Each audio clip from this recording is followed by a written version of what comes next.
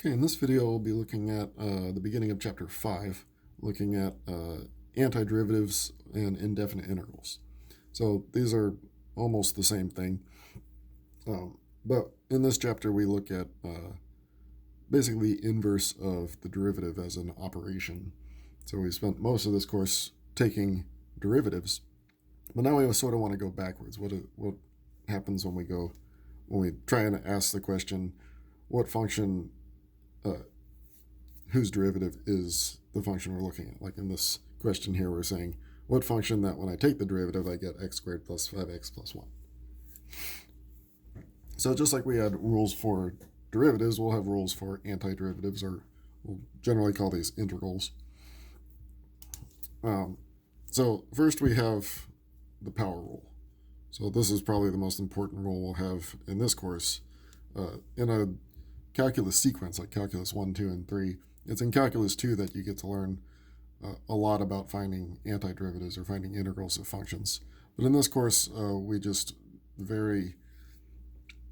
scratch the surface of it, and we really only look at just powers of x. So if you have a power of x, so x to the n, and notice there's this dx at the end, that's just part of the notation. So this integral symbol, like an elongated s, and the dx are just all the symbology. So really we're just saying, what's the antiderivative of x to the n, x to some power? Well, if we think about how we would get there, remember that the derivative of a function reduces the power. So if you have x to the fourth, the derivative is 4x to the third. So it makes sense that we would have to increase the power by 1. But if I take the derivative of this n plus 1 will come out, and we don't want that. So we need to divide by that n plus 1. So this we have the power rule for antiderivatives. Now, another thing that we'll see a lot is that because the derivative of a constant is 0, it's sort of information that gets lost by the derivative. Whenever you have a constant, it just disappears, whatever it happened to be. So you can sort of bring it back, but you don't know what it was. So when we take antiderivatives, we just say that there could have been a constant here. So for x to the n, the antiderivative of it could be x to the n plus 1 over n plus 1, but then there also could have been a constant there. And we'll see how this constant comes into play a little bit later on, but for right now, we're just going to always be adding this c whenever we take the antiderivative of a function. So this is our main rule. Again, there's lots of other rules, like if we have exponential functions, if we have logarithmic functions, but we don't go over those here. One sort of special case here is if, one special case you'll notice, if n is -1, then the formula itself would have you dividing by 0. But x to the minus 1 is 1 over x. And remember the derivative of natural log is, we'll put that as a rule, even though we won't see it. If you have integral of 1 over x, it's natural log of x, plus a constant. So I'll just sort of say, we're not going to see this guy, but it is the exception to this rule. But any other power is fine. But some other ones, like if you just have a constant, say derivative of c, that just gives you c times x. Or maybe I'll do a different constant. We'll say a, because we'll still have to add a constant. We usually use c for our constant.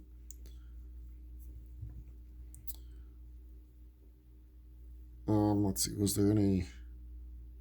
the same rules for derivatives also apply for antiderivatives, in that if you have a constant multiple, like the 5 here or the 3 and the 6 here, they just kind of get ignored in the same way they did for derivatives. We'll hang around. And adding and subtraction, you just take, just like you would take the derivative of each one separately, so you take the derivative of x squared, 5x, and 1 all separately. Same thing with the antiderivative, if it's addition or subtraction. But as for things like product rule, quotient rule, chain rule, don't have, we do have similar things, but we won't cover them in this course. So these are the main ones here. Let's take a look at our first problem here. So using the power rule here, we increase the power by 1, and then we divide by that new power. So antiderivative x squared is x cubed over 3. 5 again is our constant. And then x to the 1, we increase the power to 2, so x squared, and then we divide by that new power 2. 1 is a constant, but like the a here, it would be 1 times x, so it would just be x for the antiderivative of 1. And then we have our what we call a constant of integration, so we have to add the c. We could do a little simplifying here. I don't usually like to have divide by 3 here. I'd rather write it as 1/3 times x cubed, and here I'd rather write this as 5/2 x squared, and then plus x plus c.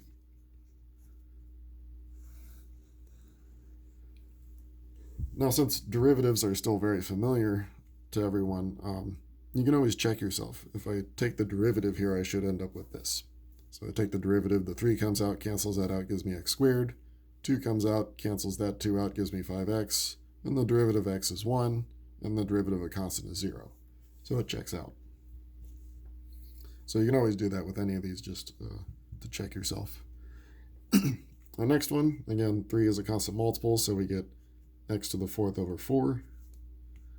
6 is a constant multiple, so we get x to the 3rd over 3. And 2 is a constant, so it'll just be 2x. And then we get our constant of integration. And again, we simplify, so this will be 3/4 x to the 4th. Here we can cancel, so we get 2 x to the 3rd, and 2x plus c.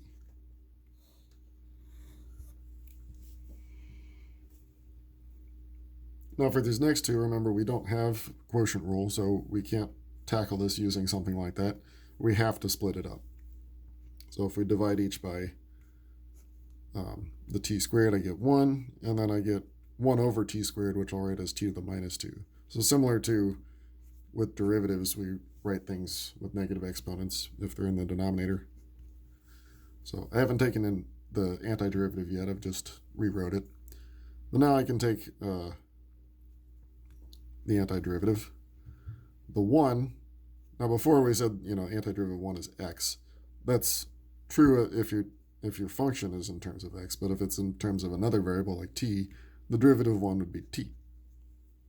So that's sort of what the dt is doing there in this notation, is reminding you what the variable is.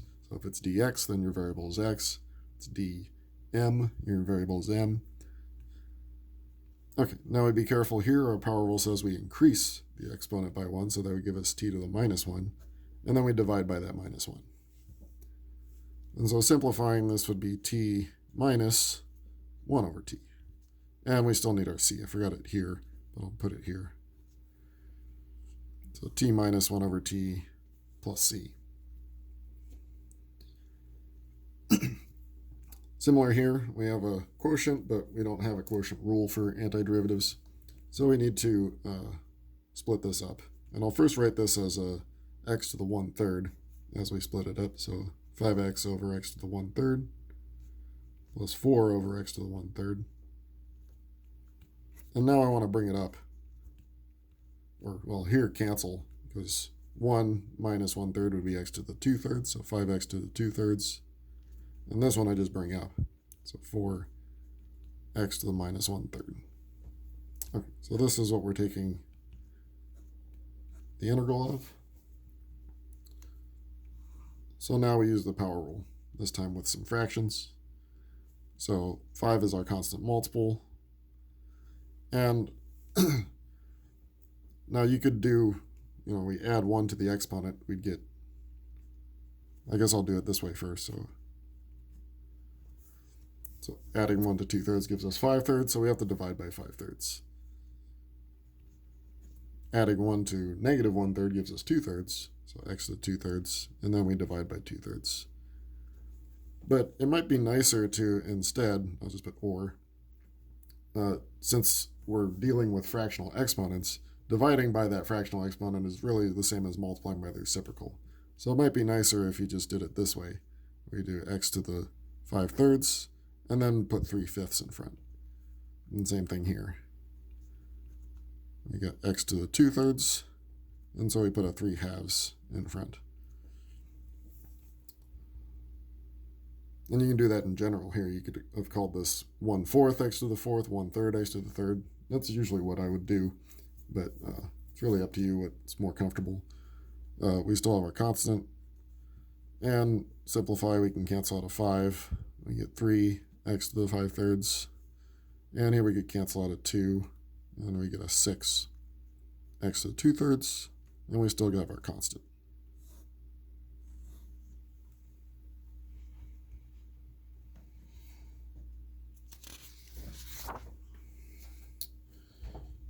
Okay. Next we get to see, what's called a differential equation. But to solve a differential equation, we're just taking the antiderivative.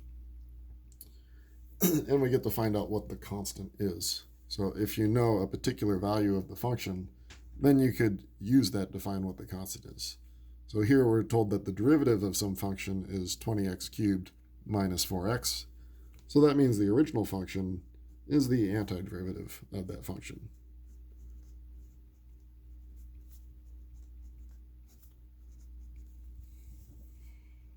And this one's pretty straightforward. You get x to the 4th over 4. We'll just do it kind of how you would probably do it quicker. Dividing by 4 would give you a 5, so you get 5x to the 4th.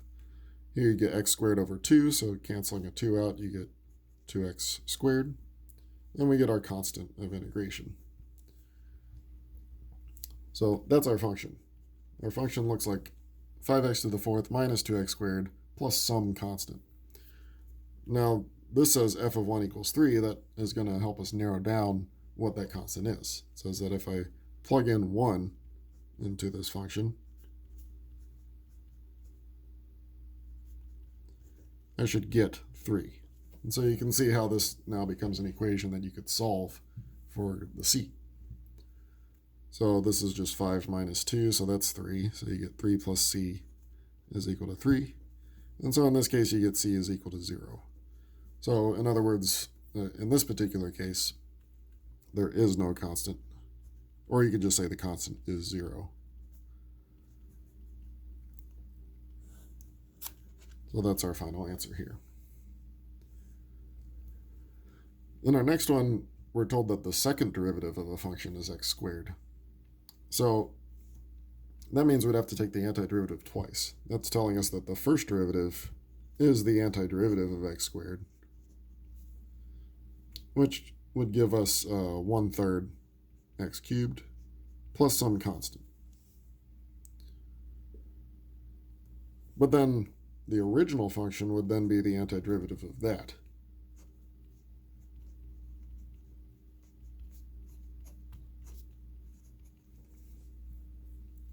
So we'll see that that's going to introduce a second constant. So that's going to give us 1/12 x to the 4th, because bumping that up again will have us divide by 4. And then the antiderivative of c would be c times x, and then we get a second constant. So our function looks something like this with two constants involved. So that's why we had two separate, what we call initial conditions. Now, we could figure out what each is. I did this just to show you that you end up with two constants in general. But really, you wouldn't go in this order. You would say, well, f prime of 0 is 6, so you plug in 0, and you should get 6, so that means c is equal to 6. And then you plug in 0 to this function, and you get 3, so that makes d equal to 3. And so putting all that together, we get that our final function looks like 1/12 x to the 4th plus 6x plus 3. And you can imagine how that would continue if you knew what the third derivative of a function was. To get all the information for the original function, you would need 3 initial conditions.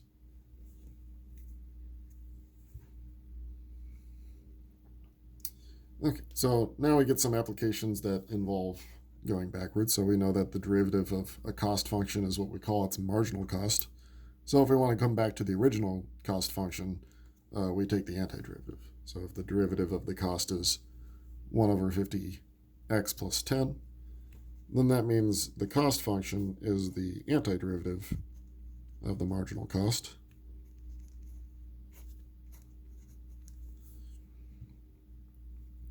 And so we do the antiderivative here. We get x squared over 2, so that would be 1 over 100 x squared.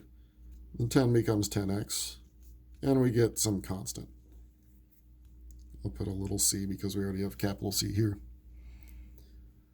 And we're told that there's a fixed cost of 1,000. Well, that would mean that c of 0, the cost of making nothing, is 1,000. So that would mean if I plug in 0, I should get 1,000. Well, that tells us that the c here is 1,000. So we get our final cost function as 1 over 1,000x squared plus 10x, and then plus that fixed cost of 1,000.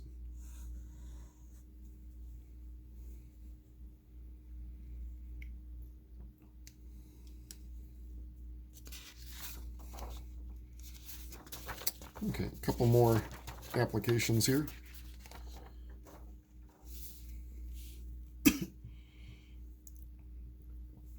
So similar to the last one, here we have, we're given a marginal profit function, and we want to find the profit function.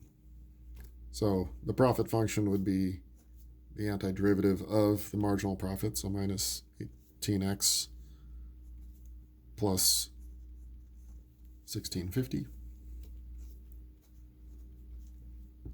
So taking the antiderivative here, we'd get, again, x squared over 2, so we'd have a 9, or negative 9x squared, and then 1650x. Now that's our profit function. Now we're given not a fixed cost like we saw before. We're told that the profit from 15 units is this value, 22,725. So that would be telling us that P of 15 is 22,725. So in other words, if I plug, forgot the C here. If I plug 15 in to X, I should get 22,725. So that'll allow us to solve for the C. So let's plug 15 in. So negative 9, 15 squared, plus 1650 times 15, plus our constant that we're still looking for, is equal to 22,725. Now, if you probably plug this into a calculator, you get minus 2025, and you get 24,750. So solving this for C, you actually end up with just C equals 0. Or in other words, these two add up to just that number. So that tells us that our profit doesn't have a constant. Our profit function just looks like minus 9x squared plus 1650x.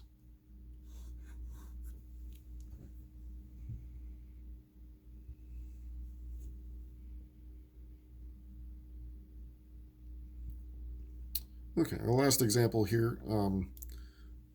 Again, so if you're given a marginal cost, marginal profit, we already know that that's the derivative. But in general, if you're told the rate of something, how fast something is changing, then finding the integral will tell you how much of it there is. So in this case, we're looking at the rate of growth of internet users in billions from 2000 to 2014. And that rate of growth is that the derivative, or how fast those the amount of internet users is changing, is this polynomial here. T is time, 0 representing the year 2000. And we're also told that the number of internet users in 2014 was 2.9 billion. So we want to see if we can use this model to predict how many users there'll be in 2020. So 2020 would mean T is equal to 20. But if we plug 20 in here, that's just giving us how fast it's changing in 2020. It doesn't give us the actual amount. So we have to take the integral of the rate of growth of those internet users to find the actual amount, or a model for the actual amount. So we got to put all this here.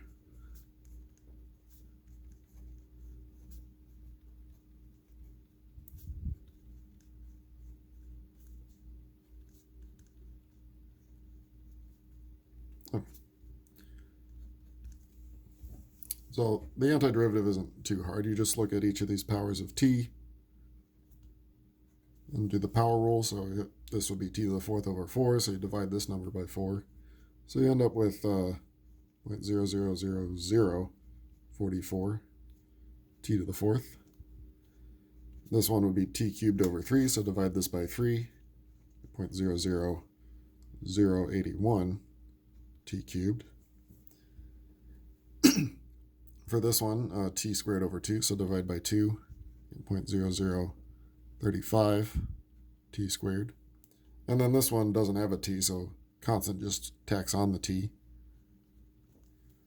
And then we have a constant, which we're going to figure out by this part here. So that's our function, but we still need to find our constant of integration. So this is saying that in 2014, so that would be I of 14, the amount was 2.9 billion. So that means if I plug in 14 in for each of these t's, and that one too, I should get 2.9. So I should get 2.9 if I plug in 14 for all these t's, and I'm not going to rewrite the whole thing. You end up with about 2.5 if you do that. So that means our constant is 0.4. So again, I don't want to rewrite the whole thing again, but you can just rewrite it with the 0.4 there. And now to predict in 2020, we're looking for I of 20. So I plug in 20 for all the t's, and then I'll add the 0.4 at the end. You should end up with about 3.08 billion.